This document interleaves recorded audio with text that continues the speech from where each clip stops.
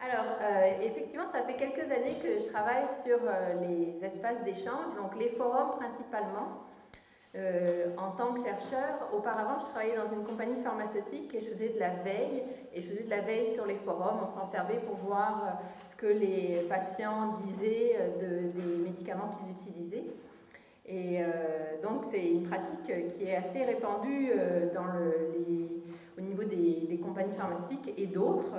Et en recherche, on les a découvertes aussi depuis un certain temps. Les organisations aussi commencent à le regarder. Alors j'ai regardé des forums sur les médicaments, sur d'autres thèmes aussi. J'ai commencé à regarder des blogs aussi, à analyser des blogs, notamment des blogs de soignants.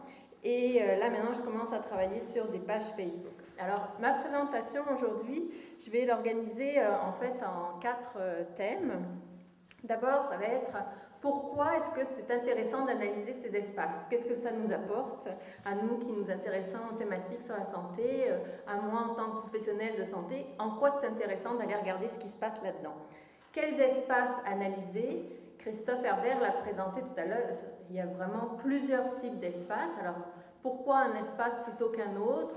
Quelle est la différence en termes de contenu de ce qu'on va pouvoir y trouver?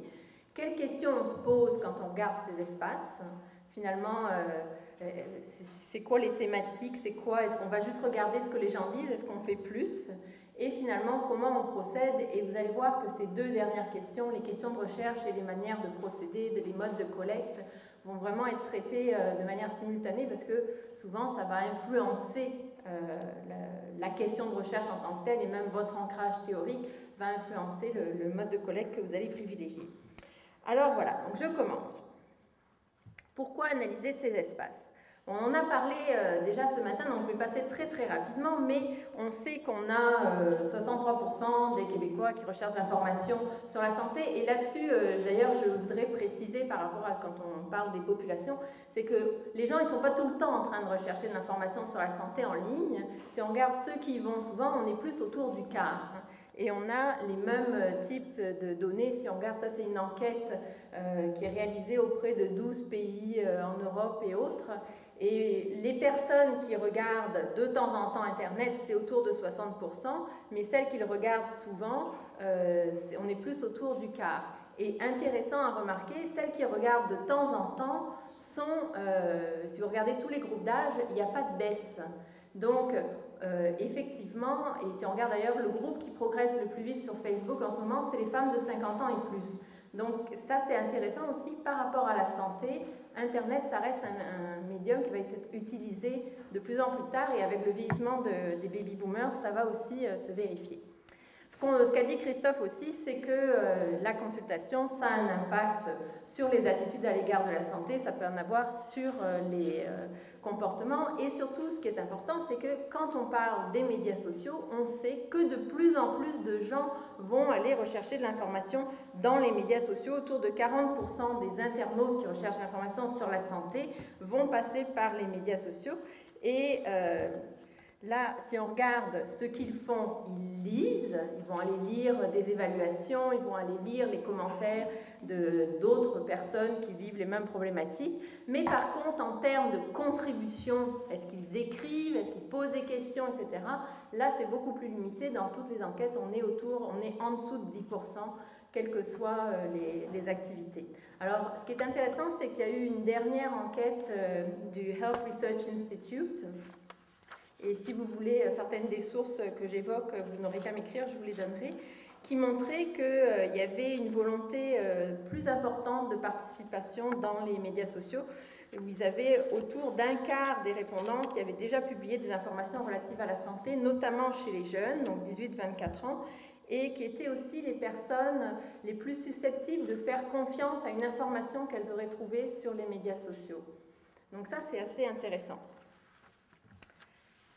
de voir que ça progresse. Et pourquoi ça progresse? Ça progresse notamment au travers des sites comme Facebook. Donc, c'est intéressant de regarder, de se pencher sur les espaces d'échange en ligne, parce que on voit, les gens vont y chercher de l'information sur la santé, d'une part. D'autre part, c'est une information qui ne vient pas de la santé publique, elle vient de quelqu'un à qui vous pouvez vous identifier, qui vit la même problématique que vous, donc déjà ça va avoir un impact. Troisième chose, c'est quelqu'un avec qui vous pouvez interagir, et on le sait, les médias vont avoir beaucoup plus d'impact si vous allez pouvoir discuter de l'information avec quelqu'un d'autre. Le fait qu'il y ait une discussion, qu'il y ait une interaction à ce niveau-là, ça va avoir plus d'impact sur les attitudes et sur les intentions comportementales. Donc c'est intéressant aussi à ce niveau-là. Autre chose, c'est que ça permet d'avoir accès à la parole des individus sur la santé, mais hors du cadre de la recherche. Donc ce n'est pas la construction du chercheur, vous n'êtes pas dans le cadre d'un questionnaire où vous allez avoir formaté, vous allez pouvoir avoir accès aux problématiques que vivent les gens sans avoir, il y a des cadres, ça on va en parler, mais ce n'est pas le cadre qu'impose la recherche. Donc ça devient particulièrement intéressant pour les chercheurs puisque ça leur donne accès aux problématiques de santé telles que les gens les vivent. Par ailleurs, c'est aussi les médias sociaux sont largement investis de plus en plus par les soignants qui sont de plus en plus présents dans l'espace public. Je ne sais pas si vous avez vu autour de la grève étudiante, les médecins qui sont positionnés pour essayer d'apaiser le conflit, d'amener le gouvernement à montrer plus d'ouverture, etc. Et ça fait depuis un certain temps, j'étais assez étonnée, on a fait une recension des blogs de soignants. Il y a beaucoup de soignants qui s'expriment par le biais des blogs. Il y a beaucoup de blogs d'infirmières. Donc c'est aussi une façon d'avoir accès à la façon dont ces soignants vivent leur expérience de pratique. Et ça a aussi des conséquences parce qu'on va avoir des soignants qui vont parler de leurs patients dans le cadre des médias sociaux. Donc il y a aussi des enjeux éthiques, déontologiques qui vont être intéressants à cerner. Et comme je vous le disais tout à l'heure, les compagnies pharmaceutiques, les services marchands, eux, sont présents en ligne depuis très longtemps. Ils sont présents sur ces médias sociaux, ils les ont largement investis. Et regarder ce qui se passe en ligne, c'est aussi une façon de voir comment est-ce que cet espace public de la santé est en train de se remodeler et comment ça transforme les relations entre les acteurs. Donc ça a vraiment plusieurs intérêts. D'une part, de saisir la parole des patients et de la population de manière générale à l'égard de la santé, saisir la parole des soignants, mais voir aussi les jeux d'interrelation qui bougent entre les acteurs du réseau de la santé.